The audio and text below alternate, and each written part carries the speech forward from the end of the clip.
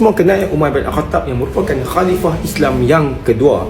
Tapi tahu tak, yang khalifah Islam yang kedua ni pernah sekali ada niat nak Rasulullah SAW. Kisahnya bermula apabila Sayyidina Hamzah bin Abdul Muttalib yang merupakan ayah saudara Rasulullah SAW juga memukul Abu Jahal dengan busur panahnya sendiri dan serta-merta menzahirkan keimanan beliau di situ juga.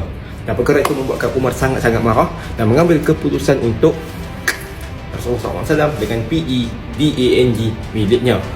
Kemudian ketika Umar dalam perjalanan untuk Rasulullah SAW bersama PEDANG-nya, beliau bertembung dengan Nu'aim bin Abdullah yang ketika itu sudah pun beriman tanpa mengetahuannya.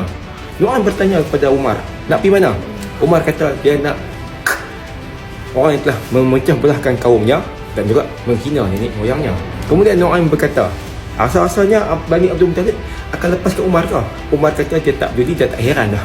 Nu'aim yang bimbangkan keselamatan Rasulullah SAW pun mengalihkan perhatian Umar ke arah adiknya dan adik iparnya pula, yang memaklumkan bahawa adiknya Fatimah bin Al-Khattab dan adik iparnya Sa'id bin Zaid telah pun memeluk agama Islam. Umar pun bergegas ke rumah adiknya dan ketika beliau sudah pun menghampiri rumah adiknya, beliau mendengar dari luar bacaan surah Taha ayat 1 sampai 5. Saya letak ke atas ni. Dan ketika itu Umar dan suaminya, iaitu adik ipar Umar lah, Sa'id bin Zaid, sedang bertadarus bersama Khabbab bin Arad. Umar pun terus mengetuk pintu rumah adiknya itu, dan ketika adiknya dan Sa'id mendengar pintu ketukan itu, beliau terus menyembunyikan Khabbab sebelum membenarkan Umar masuk. Umar pun masuk dan Umar bertanya, bunyi apa yang aku dengar apa baca itu? Fatimah dan Sa'id menafikannya. Umar bertegas kata dia dengar dan dia dapat tahu mereka berdua ini sudah masuk Islam. Sa'id tak tunggu lama, Sa'id terus mengesahkannya dan Umar tak berfikir panjang, terus memukul adik iparnya itu sendiri. Fatimah cuba nak masuk campur tapi ditelampang oleh abangnya sendiri sehingga berdarah hidungnya.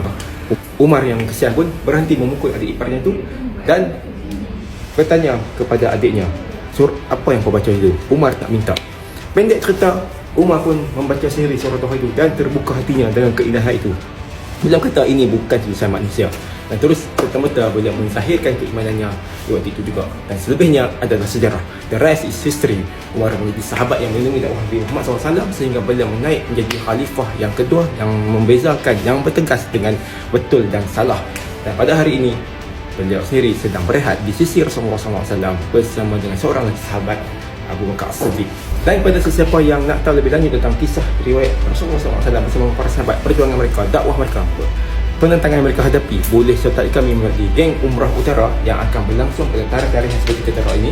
Boleh screenshot di sini, dan kalau siapa yang berminat boleh ke borang biru di bawah ni, dan boleh jemput ikuti kami untuk video-video yang lain.